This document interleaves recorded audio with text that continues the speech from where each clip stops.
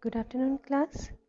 So, this is our software engineering lecture, and our today's topic is software quality management.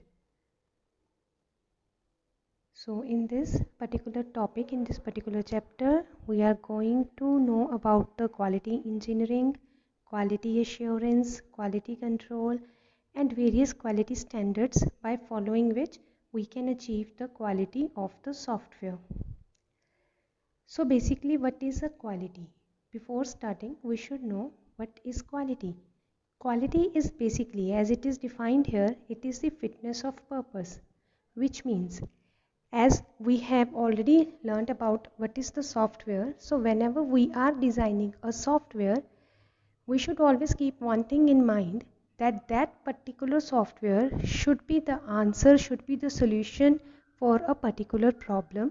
So whenever the software is created, whenever the software is developed, we should check that this particular software, is it giving the solution of that particular problem for which it was being designed.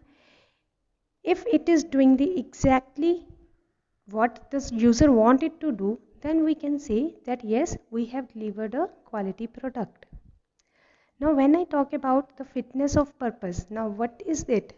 As in the previous chapters when we started about SDLC, we have came to know about the SRS document.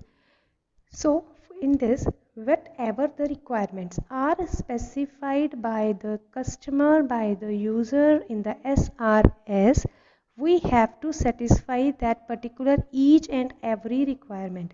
See, as we all know that SRS is a contract, it acts as the contract between the designer and the customer.